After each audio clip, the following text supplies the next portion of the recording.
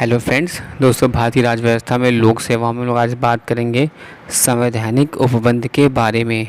संविधान के भाग 14वें में अनुच्छेद 308 से 314 में अखिल भारतीय सेवाओं, राज्य सेवाओं व केंद्रीय सेवाओं से संबंधित उपबंध किए गए हैं।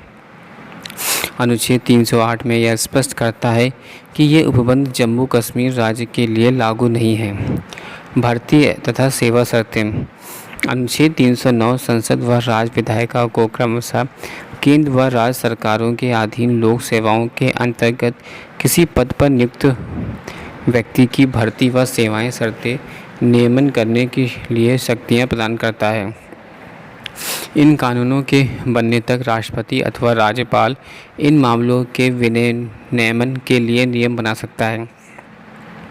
किसी भी व्यक्ति की लोक सेवा में भर्ती के तरीकों में शामिल है नियुक्ति, चयन, प्रतिनियुक्ति, पदोन्नति तथा स्थानांतरण हेतु नियुक्ति, स्थानांतरण द्वारा नियुक्ति। एक लोक सेवा की सेवा शर्तें शामिल हैं वेतन भत्ते, समयबद्ध वेतन वृद्धि, अवकाश, पदोन्नति, कार्यकाल अथवा सेवा समाप्ति, स्थानांतरण, प्रतिनियुक्ति, विभिन्न अधिकार, अनुशासनात्मक कार्यवाही, छुट्टियां, कार्य के घंटे और सेवानिवृत्ति के लाभ जैसे सेवावृत्ति, भविष्य निधि व ग्रेच्युटी आदि। इस उपबंध के अंतर्गत संसद अथवा राज्य विधायिका किसी लोक सेवा के मौलिक अधिकारों पर सत्यनिष्ठा, ईमानदारी, दक्षता, अनुशासन, निष्पक्षता, गोपनीयता, निष्पक्षता, कर्तव्यनिष्ठता आदि के हितों के लिए युक्त प्रतिबंध लगा सकती है। ऐसे प्रतिबंध केंद्रीय सेवा नियम, रेलवे सेवा नियम इत्यादि की आचार संहिता में उल्लेखित है। कार्यकाल। अनुच्छेद 310 के अनुसार रक्षा सेवाओं, केंद्र की सिविल सेवाओं और अखिल भारतीय सेवाओं के सदस्य अथवा सैन्य नागरिक पदों पर आसीन व्यक्ति राष्ट्रपति के प्रसाद पर्यंत अपने पद पर बने रहेंगे। इसी प्रकार राज्य की लोक सेवाओं से संबद्ध सदस्य अथवा राज्य के अधीन सिविल पदों पर आसीन व्यक्ति राज्य के राज्यपाल के प्रसाद पर्यंत अपने पदों पर बने रहेंगे। हालांकि इस नियम के लिए कुछ अपवाद भी हैं। राष्ट्रपति अथवा राज्यपाल दो स्थितियों में क्षतिपूर्ति करने की व्यवस्था कर सकता है। पहला, यदि वह पद अनुबंध के समय से पूर्व समाप्त हो जाए। दूसरा, यदि उसे ऐसे कारणों से वह पद रिक्त करना पड़े जो उसके कदाचार से संबंधित नहीं है।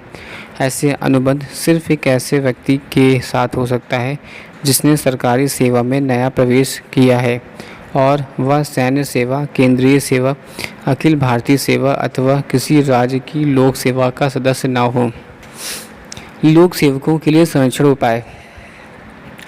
अनुच्छेद 311 उपयुक्त प्रसाद पर्यंत सिद्धांत पद पर दो प्रतिबंध लगाता है। अन्य शब्दों में यह सिद्धांत लोक सेवकों को उनके पदों की इच्छानुसार हटाने से रोकने के संबंध में दो संरक्षण प्रदान करता है। पहला, किसी लोक सेवक को उसके अधीनस्थ अधिकारी द्वारा बर्खास्त अथवा हटाया नहीं जा सकता। दूसरा, किसी लोक सेवक को केवल ऐसी जांच के उपरांत ही बर्खास्त अथवा हटाया अथवा पदोन्नत किया जा सकता है जिसमें उस पर लगाए गए आरोपों की सूचना उसे दी जाएगी तथा इन आरोपों की सुनवाई के लिए उसे पर्याप्त अवसर दिया जाएगा।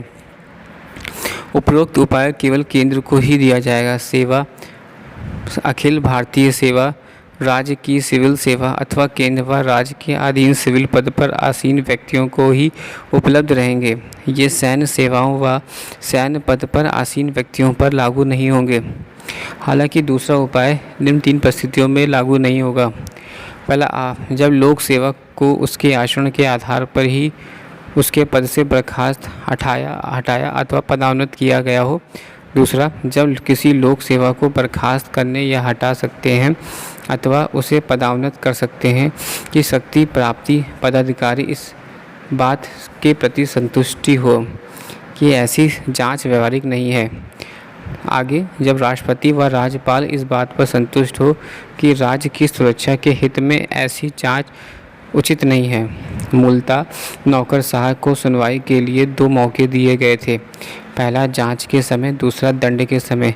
लेकिन 42वें संविधान संशोधन अधिनियम 1976 के दूसरे मौके के उपबंध को समाप्त कर दिया गया।